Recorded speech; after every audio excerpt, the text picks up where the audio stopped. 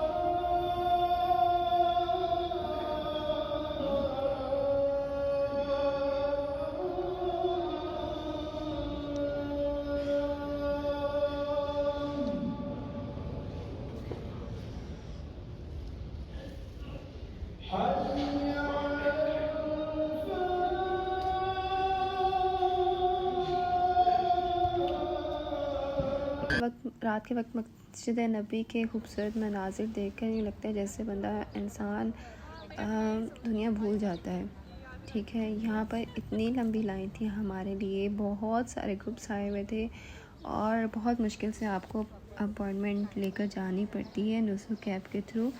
लेकिन हम लोग ऐसे ही चले गए थे, हमें किसी ने बताया नहीं था कि हमें इस तरह से आपको वो पहले से लेकर जाना पड़ता है। तो अल्लाह का शुक्र है कि अल्लाह ताला की तरफ से आसानी हुई, हम लोगों ने ज़ियारा की, वहाँ पे नवाफ़िल अदा किए, कुरान पाक पढ़ने की सआदत मिली। और उसके बाद बस हमारे पास कुछ ही दिन थे, तो बस इस तरह से मदीना को एंजॉय करते रहे, मदीना की गलियों को। और फजर की अज़ानें वहाँ पे खिलखिलाती हुई हवाएं और चिड़ियों की आवाज़, कुछ खूबसूरत मतलब बयान से बाहर है ये सब कुछ। अल्लाह ताला हम सब के नसीब में करे और बार बार करे, और बार बार आप सबको भी बुलाए। और जब भी जाएं तो एक दूसरे को दुआ में याद रखा करें, एक दूसरे के लिए इतनी ज़्यादा दुआ किया करें कि अल्लाह ताला हर किसी के नसीब में करे, हमेशा हमेशा के लिए।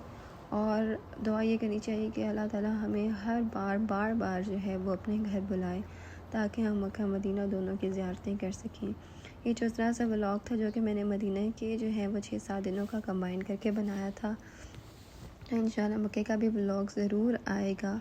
और तब तक के लिए आप लोग इन चीज़ों को एंजॉय करें, और जो भी साथ साथ देखें तो दुरूद शरीफ ज़रूर पढ़ें, और आप लोग भी आप वसल्लम पर दुरूद और सलाम ज़रूर भेजा करें बार बार। जब भी आप किसी का मदीने का व्लॉग देखा करें तो आप वसल्लम पर दुरूद और सलाम भेजा करें। अल्लाह ताला यहाँ बैठ कर भी सबकी सुनता है, और आप वसल्लम तक आपका सलाम ज़रूर पहुँचता है।